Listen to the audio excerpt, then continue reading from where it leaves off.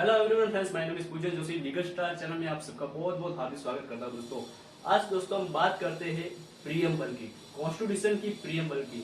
यानी कि हमें कॉन्स्टिट्यूशन समझने से पहले हमें प्रीएम्बल को समझना बहुत ही आवश्यक है, क्योंकि कॉन्स्टिट्यूशन की जो सारी बातें रखी गई है वो प्रीएम्बल में टूंक रूप से समझाई गई है। तो हमें पूरे कॉन्स्टिट्यूशन समझने के लिए प्रीएम्बल समझना आवश्यक है, इसलिए हम प्रीएम्बल की पहले बात करते हैं। तो दोस्तों प्रीएम्बल जो वर्ड है प्रीएम्बल, वो प्रीएम्बियल लैटिन वर्ड से उस वर्ड से निकला है। जो प्रीएम्बल जो वर्ड है वो प्रीएम्बियल जो लैटिन वर्ड से उस पे से निकला है, और उसमें आता है इंट्रोडक्शन। प्रीएम्बल में क्या आता है? इंट्रोडक्शन आता है। और जो दोस्तों लेजिस्लेशन लॉ है, लेजिस्लेशन लॉ में जो किसी एक्ट है वो हमें बताता है प्रपोज के बारे में, फिलोसॉफी के बारे में, यूज के बारे में, आइडियल एस्पिरेशंस के बारे में, प्रिंसिपल्स के बारे में और ऑब्जेक्टिव के बारे में। मतलब कि प्रीएम्बल्स के अंदर जो सारे टॉपिक रखे गए हैं वो ऐसे पूरे कॉन्स्टिट्यूशन का हेतु क्या है उसमें बताता है कि हमें प्रपोज मतलब कि हेतु क्या है पूरे कॉन्स्टिट्यूशन का, वो प्रीएम्बल में बताता है। उससे फिलोसॉफी के बारे में बताया है, कॉन्स्टिट्यूशन को कैसे यूज करते हैं वो इसको यूज के बारे में, उसके आइडियाज इंस्पिरेशंस के बारे में बताता है, उसके प्रिंसिपल्स यानी कि उसके नियम क्या है उसके बारे में बताता है, उसके ऑब्जेक्टिव उसका उद्देश्य क्या है, वो सारी जो बातें रखी गई है वो प्रीएम्बल में रखी गई है। कई लोगों का मानना है कि प्रीएम्बल एक मैप की तरह काम करता है। जैसे कि हमें किसी भी जगह पर जाते हैं तब हमें उस जगह का रास्ता, उसका लोकेशन ट्रैक करने के लिए एक मैप आता है। वो मैप में हम मतलब कि हमें सारी इन्फॉर्मेशन मिल जाती है। वैसे दोस्तों प्रीएम्बल जो है, प्रीएम्बल में मतलब पूरी कॉन्स्टिट्यूशन की शॉर्ट इन्फॉर्मेशन मिल जाती है कि कॉन्स्टिट्यूशन क्या कहना चाहता है, कॉन्स्टिट्यूशन का क्या उद्देश्य है, वो सारी जो इन्फॉर्मेशन है वो हमें प्रीएम्बल के जरिए मिल जाती है। तो दोस्तों जब हमारा भारत का बंधारण यानी कि कॉन्स्टिट्यूशन की रचना हो रही थी तब पंडित जवाहरलाल नेहरू ने एक ड्राफ्ट प्रेजेंट किया था, पार्लियामेंट एक ड्राफ्ट प्रेजेंट किया था। वो प्रीएम्बल का ड्राफ्ट था। उसमें क्या बताया गया था? तो उसमें लोगों की क्या राइट्स मिलने वाला है, लोगों को क्या लिबर्टीज मिलेंगी, वो सारी जो बातें रखी गई थी वो इस ड्राफ्ट में रखी गई थी। और उस ड्राफ्ट को हम कहते हैं objective resolution. Objective resolution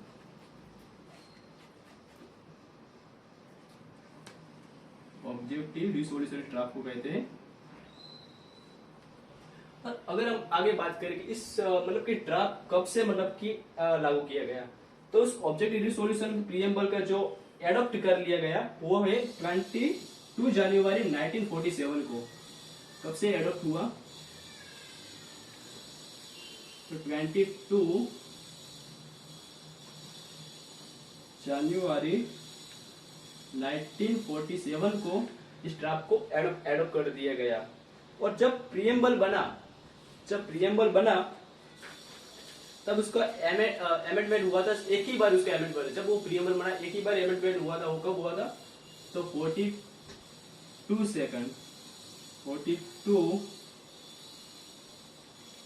amendment act 42 amendment act की तरह वो एक ही बार अमेंड हुआ था। और इसमें 3 नए वर्ड्स लाए गए थे। कितने? 3। पहला था सोशलिस्ट, दूसरा था सेक्युलर और तीसरा था इंटेग्रिटी। दोस्तों जब पहली बार हमारे जब प्रीएम्बल बना उसमें 3 नए वर्ड्स लाए गए थे। पहले सोशलिस्ट यानी कि सामाजिक, सेक्युलर यानी कि मतलब समान, सब रिलीजन्स के जो पर्सन है वो हमारे इंडिया में फॉलो, इसको सेक्युलर समानता बोलते हैं, और इंटेग्रिटी। और दोस्तों अब हम समझते हैं पूरे प्रीएम्बल, मतलब कि अब पूरी प्रीएम्बल को हम डिटेल्स से समझेंगे। तो दोस्तों अब हम समझते हैं पूरे प्रीएम्बल के बारे में, मतलब कि प्रीएम्बल की डिटेल्स से हम समझेंगे कि प्रीएम्बल क्या कहना चाहते हैं। तो प्रीएम्बल में we the people of the having solemnly resolved to constitute India into sovereign, socialist, secular, democratic republic and to secure to all its citizens। यानी कि we the people of the India, यानी कि हम सारे भारत के नागरिक having solemnly resolved to constitute India into, यानी कि हम दृढ़ निश्चित तरीके से हम इंडिया को बनाएंगे। तो हम क्या बनाएंगे? सोवेरिंग बनाएंगे, सोशलिस्ट बनाएंगे, सेक्युलर बनाएंगे, डेमोक्रेटिक बनाएंगे और रिपब्लिक बनाएंगे।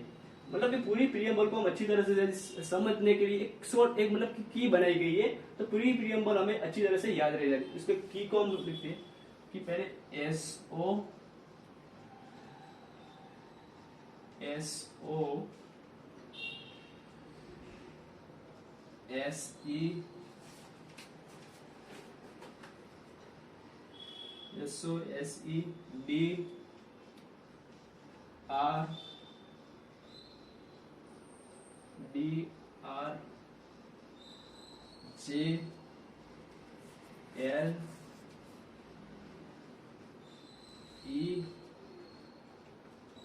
और F। मतलब कि SOSEDRJLEF मतलब कि ये पूरी की है, इसकी मदद से हम पूरी प्रियम्बल को समझ सकते हैं। तो हम हमारे इंडिया को सोवेरिन बनाएंगे। सोवेरिन यानी कि हमारे मतलब संपूर्ण आजाद बनाएंगे। मतलब कि हमारे देश में कोई दूसरी कंट्री वाले वो अपने मतलब डिसीजन नहीं ले सकते। हमारे संपूर्ण देश हमारा आजाद है, इसका मतलब है सोवेरिन।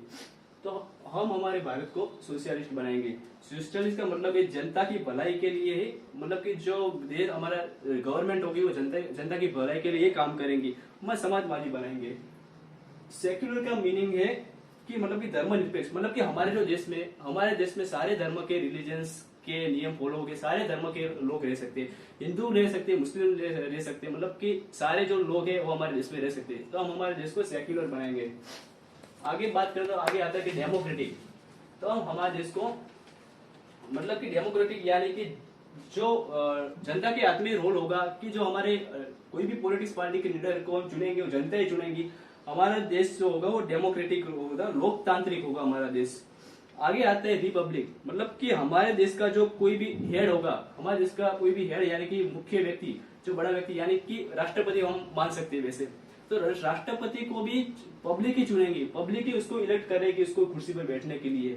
तो हम मतलब कि रिपब्लिक बनाएंगे हमारे देश को। आगे बात करते हैं, आगे बताया गया है कि justice, social, economical and political यानी कि हमारे देश में टोटल तीन टाइप के जस्टिस मिलेंगे, यानी कि 3 टाइप के न्याय मिलेंगे। सबसे पहले मिलेंगे सोशल, इकोनॉमिकल एंड पॉलिटिकल। मतलब कि सोशल यानी कि सामाजिक, आर्थिक और पॉलिटिकल हमारे मतलब कि समाज में रहते हैं, समाज में रीति रिवाज को फॉलो करते हैं। और समाज में किसी भी कारण के हमारे अन्याय होता है तो हमें सामाजिक न्याय मिलेगा, इकोनॉमिकल आर्थिक न्याय मिलेगा। और राजकीय पक्ष में विवाद कोई भी होता है तो हमें पॉलिटिकल न्याय मिलेगा। आगे बात करते हैं कि liberty of the thoughts, expression, belief, faith and worship. मतलब लिबर्टी ऑफ द थॉट्स यानी कि हमें संपूर्ण फ्रीडम की बात की थी कि लिबर्टी ऑफ द थॉट्स यानी कि हमें संपूर्ण सोचने की आजादी, मतलब हम कुछ भी सोच सकते हैं, हमारे कॉन्स्टिट्यूशन में आजादी दी गई है। एक्सप्रेशन किसी कोई भी चीज को हम एक्सप्रेस कर सकते हैं। और बिलीफ, फेथ एंड वर्शिप मतलब कि हम किसी भी धर्मों को मतलब कि फॉलो कर सकते हैं, किसी भी धर्म को फॉलो कर सकते हैं। और किसी भी धर्म के रिलेटेड हम मतलब कि उसका धार्मिक कार्य कर सकते हैं। जैसे कि हिंदू होगा वो मतलब कि वो दीवा करेगा। और मतलब कि जो मुस्लिम होगा नमाज पढ़ने के लिए जाएगा, पूजा करेगा। वो सब काम है वो हम कर सकते हैं। Equality of the status and opportunity and to promote among them all. Equality of the status मतलब कि सब कास्टिस्ट जो है सब इक्वल है, सब समानता की भावना इसमें दर्शाई गई है। कि जैसे हम सपोज एग्जांपल दे रहे तो ये जीपीएससी की एग्जाम और यूपीएससी मतलब कि ऐसा नहीं है कि जीपीएससी एग्जाम सब ओपन कैटेगरी वाले ही दे सकते हैं, कि यूपीएससी की एग्जाम सब ओपन कैटेगरी वाले दे सकते हैं। एससी एसटी सब लोग मतलब कि ये बड़ी एग्जाम दे सकते हैं। मतलब कि इक्वल रखा गया हमारे देश में। सारे मतलब पर्सन है किसी भी समुदाय के उसको इक्वालिटी देगी। Equality of the status and opportunity, समानता की सत्ता बताई गई है सभी के लिए। आगे बात करता है fraternity assuring the dignity of the individual and the unity and the integrity of the national. यानी कि फर्टर्निटी एश्योरिंग द डिग्निटी यानी कि सब भाईचारा की भावना बताई गई है। कि मतलब कि हिंदू मुस्लिम भाई भाई बहुत सारे हमने सूत्र ऐसे सुने होंगे, हिंदू मुस्लिम भाई भाई। और मतलब कि स्त्री पुरुष एक समान, मतलब कि सारी समानता की और जो भाईचारा की भावना रखी गई है वो मतलब कि फर्टर्निटी एश्योरिंग मतलब इस पे रखी गई है। आगे आता है आगे और महत्व की बात की in our constitution assembly this 26th day of November 1949 to hear it adopt, enact and give to our self this constitution. मतलब कि हमारा जो बंधारण है वो कब से एनेक्ट और एडॉप्ट हुआ, मतलब कब से लागू किया गया है। तो सबसे पहले तो हम आगे क्वेश्चन की तरफ जाते हैं कि किसने लागू किया। तो पंडित जवाहरलाल नेहरू ने। कभी भी एग्जाम में आ सकते हैं कि हमारा बंधारण किसने बनाया, मतलब कि हमारा बंधारण में जो प्रियम्बल किसने बनाई थी। तो पंडित जवाहरलाल नेहरू ने बनाई थी। और कब से लागू किया हुआ है प्रियम्बल, तो 1949 26 डे नवंबर 1949 से हमारे मतलब कि जो कॉन्स्टिट्यूशन है वो लागू किया गया है। तो प्रियम्बल पूरी समाप्त होती है। और दोस्तों प्रियम्बल के रिलेटेड कोई भी आपको क्वेश्चन आपके मन में आ रहा है तो प्लीज आप मुझे कमेंट सेक्शन में बता सकते हैं। और फ्रेंड्स आपको चैनल में जुड़ने के लिए बहुत बहुत धन्यवाद। Thank you so much friends.